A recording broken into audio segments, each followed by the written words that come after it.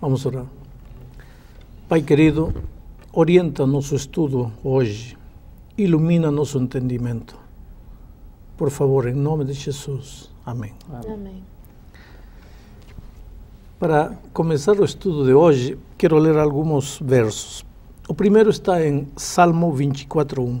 Ao Senhor pertence a terra e tudo o que nela se contém, o mundo e os que nele habitam. Tudo pertence a Deus. Contundente. Salmo 50, 10 e 11. Pois são meus todos os animais do bosque, e as alimárias aos milhares sobre as montanhas. Conheço todas as aves dos montes, e são meus todos os animais que pululam no campo. Ageu 2:8. Minha é a prata, meu é o ouro, diz o Senhor dos exércitos. Quer dizer, não adianta querer argumentar tirando a autoridade que Deus tem sobre toda a criação. Afinal de contas, no princípio, criou Deus os céus e a terra. Tudo pertence a Deus. Agora, há uma coisa interessante. Deus nos confiou isso tudo para nós podermos viver, desenvolver nosso dia a dia nesta terra. Ele nos confiou recursos materiais, financeiros, posses, terra, casa, carro, campos, animais, gado, enfim, tudo para nós administrarmos. Mas há um texto aqui em Malaquias, onde Deus reserva tudo isso para ele. Vejam, Malaquias capítulo 3, versículo 9 diz assim: com maldição sois amaldiçoados, porque a mim me roubais, vós, ó nação toda. Trazei todos os dízimos à casa do tesouro, para que haja mantimento na minha casa, e provai-me nisto, diz o Senhor dos exércitos, se eu não vos abrir as janelas dos céus e não derramar sobre vós bênção sem medida. Na versão hispana diz bênção em sobreabundância, por encima da abundância. Aqui diz sem medida. Deus é dono de tudo. Deus nos confiou tudo para podermos viver, usufruir, mas Ele disse, espera um pouco. De tudo que eu te estou confiando, 1/10 parte é minha. Tem que me devolver. Por quê? Porque se você me devolver a 10ª parte de tudo que eu te dou, eu estarei reconhecendo, eu estarei sabendo que você está reconhecendo que tudo é meu. Agora, o dia que você se apoderar da 10ª parte que é minha, aí eu estarei sabendo que você está se apoderando de tudo que eu te confiei. Quer dizer, cada vez que nós devolvemos o dízimo a Deus, estamos dizendo, Senhor, eu te reconheço como dono. E a prova de que eu te reconheço como dono é que estou te devolvendo o dízimo. Há uma coisa interessante mais.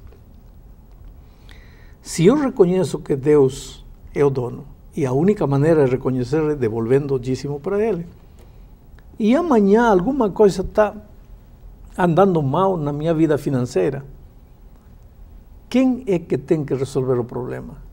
Eu, que sou o administrador, ou Deus, que é o dono? Aí eu posso ir com toda a confiança a Deus e dizer, Senhor, eu sempre te devolvi o dízimo e estava reconhecendo que tu és o dono. Agora estou com dificuldades, tu como dono vem e ajuda-me a resolver o problema. E o dono vai resolver o problema. Mas se eu me apoderar do dízimo, não devolver a Deus o que é de Deus, eu estou dizendo, tudo isto é meu. Agora, se amanhã eu tiver problemas, com que cara eu vou a Deus dizer, me ajuda, se eu me apoderei de tudo? Então, se agora eu sou dono, pois quem tem que resolver o problema sou eu. E Deus tem prometido uma coisa. O filho fiel que devolve o dízimo, que reconhece a Deus como dono de tudo, Deus derramará sobre ele bênção sem medida. Bênção em abundância, abundância e mais abundância.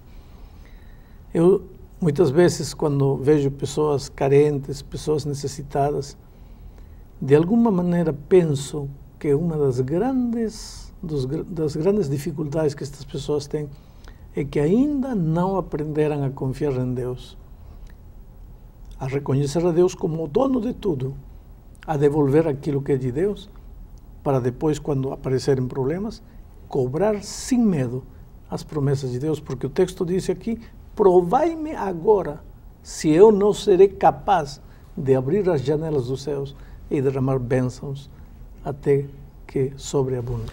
Pastor, tem muita coisa nesse mundo, muito ouro, muita prata, muito diamante, e tudo é de Deus. Agora, por que Deus precisa exatamente do pouquinho que eu estou ganhando aqui? Não é só o que eu estou ganhando, é a 10ª parte ainda do que eu ganho. Por que Ele precisa tirar de mim, de repente, se é que Ele tem tanta coisa assim? Deus não precisa. Deus não usa dinheiro para nada. Quando Ele te pede o dízimo, não é porque Ele precise, é porque Ele tem algo melhor para te dar. É porque Ele quer ver se você o reconhece como o dono da tua vida. Quero que você entenda que Deus nunca pede nada porque precisa. Quando Deus pede, é porque tem algo melhor para te dar. Por exemplo, um dia Jesus estava sentado perto do poço e apareceu a mulher samaritana. E Jesus disse: dá-me de beber. Ora, Jesus era o dono de todas as fontes das águas. Por que precisava água? Ele era o dono das águas. Ele era só levantar o dedo, caía um toró do céu. Não havia problema para ele com água. Então, por que disse para a samaritana: dá-me de beber? Não porque ele precisasse água, porque ela precisava. Só que a única maneira de Deus te dar é ver se você está em capacidade de receber. Pastor. E a única maneira de você revelar sua capacidade de receber é mostrar sua capacidade de dar. Pastor, mas o senhor usou várias vezes na sua fala aí a expressão de que Deus, o fato de eu devolver o dízimo é uma demonstração de que eu estou reconhecendo de que Deus é dono de todas as coisas, que eu aceito também, enfim. Agora, Deus lê o meu coração, Deus conhece meu coração, conhece a minha mente, quer dizer, Ele sabe que eu reconheço que Ele é o dono de tudo. Por que essa demonstração? Então, que aos meus olhos parece tão pequena para Deus, porque esse é o problema com os casais hoje. Eu também sou conselheiro de casais e às vezes vem e ele disse: sabe qual é o problema com minha mulher, pastor? Que ela está querendo que todo o tempo eu diga para ela: te amo, te amo, te amo. Ela sabe que eu amo ela.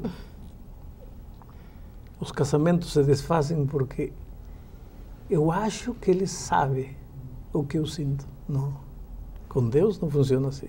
Inclusive para você, não para Deus, porque Deus sabe tudo, mas para você ter certeza que o fato de você reconhecer que Deus é dono de tudo não é teoria na tua vida, é realidade, tem que dar.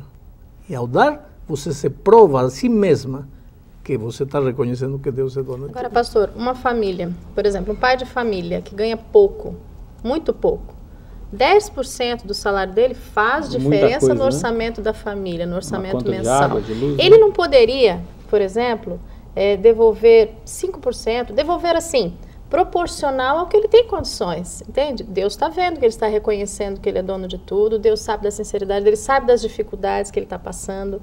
Ele não poderia devolver proporcional às condições dele naquele momento? Agora você entende por que com uma só Bíblia existem tantas religiões e tantas igrejas. Porque vem um e diz: aqui diz 10%. Mas olha, estamos pobres, melhor 8%. Aí aparece a igreja do 8%. Aí vem outro: não, mas que eu sou mais pobre ainda. Aparece a igreja do 5%. E aparece a igreja do nada também. Quer dizer, o que Deus disse é o que Deus disse. E não é porque Deus precise, é porque Deus, volto a repetir, quando te pede algo, é porque tem algo muito melhor para te dar. Esse argumento de que os pobres não podemos entregar ou não podemos devolver o dízimo. Estou usando a palavra devolver porque você, para me dar alguma coisa, tem que ser dono daquilo que você me dá. Você me dê sua gravata, você tem que ser dono da gravata. Mas se eu te emprestei minha gravata, você vai me dar sua gravata? Que gravata? Se a gravata é minha, você vai me devolver a gravata. O dízimo você não devolve, não dá a Deus, porque Deus é dono de teu dízimo. Você vai devolver. Por isso Deus diz aqui em Malaquias, veja, versículo 7, capítulo 3, versículo 7. Desde os dias de vossos pais, vos desviasteis dos meus estatutos. Desviasteis, era 10, você 5, 4, 3. Desviasteis dos meus estatutos e não os guardasteis. Tornai-vos a mim, e eu me tornarei para vosotros, diz o Senhor dos Exércitos. Mas vos dizeis, em que havemos de nos tornar? ¿Roubará o homem a Deus? Todavia vos me roubais e dizeis, em que te roubamos? Nos dízimos. Deus é dono de tudo e o dízimo é dele e ele reservou para ele e eu tenho que devolver a ele, e quando eu devolvo a ele, estou reconhecendo que ele é dono. E se eu me apodero do dízimo, estou roubando uma coisa que não me pertence. Pastor, eu começo a ler a Bíblia. Sou estudioso da Bíblia, não estou seguindo aí nenhuma religião, nenhum movimento religioso, e me deparo com essa verdade do dízimo. E eu acho que é realmente importante. Aí eu posso pegar o meu dízimo, por exemplo, e entregar numa creche, eu posso levar para um asilo. Isso significa que eu estou devolvendo o meu dízimo, né? O texto diz assim, trazei todos os dízimos à casa do tesouro. Está referindo-se à igreja. Eu não posso pegar o meu dízimo e levar na creche. Porque o dízimo não é teu. O dízimo é de Deus. Pastor, agora tem uma questão envolvida com isso aí, inclusive muito atual. É o seguinte, a gente tem visto na televisão, inclusive no assunto das ofertas, eu acho que nós comentamos sobre isso, igrejas, pastores, bispos, enfim, que estão enriquecendo. E eu tenho dúvida se esse enriquecimento não é o meu dinheiro que está lá. Eu tiro, eu tenho dificuldades e tem alguém ganhando. O dízimo é devolver para Deus, mas na verdade estou entregando em mãos humanas que eu não sei como é que estão administrando isso. A mim, aqui a ordem que Deus me deu não é entregai o dízimo e depois preocupaos pela maneira como o dízimo está sendo usado. Não diz assim. Então eu vou devolver a Deus o dízimo. Agora, quem administrar o dízimo, que Deus tenha piedade dele. Porque um dia ele vai ter que dar conta a Deus da maneira como usou o dízimo. E como que administra isso, pastor? Como se usa o dízimo? O que seria... A maneira correta. Correta. Vou te ler um texto. Gastar dinheiro com o quê? Diz assim, assim ordenou também o Senhor aos que pregam o Evangelho, que vivam do Evangelho. O dízimo, geralmente na igreja adventista, é usado para a pregação do Evangelho, para a manutenção dos que pregam o Evangelho e para a pregação do Evangelho em si. Comprar Bíblias, comprar materiais para levar o Evangelho adiante, enfim, abrir novos campos de trabalho em novos países, em lugares onde o Evangelho ainda não chegou. Volto a repetir, que Deus tenha piedade de quem administra o dízimo mal, porque, tudo bem, eu cumpro minha parte, eu devolvo a Deus o que é de Deus. Agora, aí terminou minha parte. Quando Cristo voltar, se Ele usou mal o dízimo, esse problema dele, isso não é problema meu. Senhor, eu cumpri minha parte, eu te reconheci como meu dono. Agora, Ele vai ter que dar conta a Deus de cada centavo que usou mal ou usou bem. E numa família, pastor, como é que isso pode funcionar?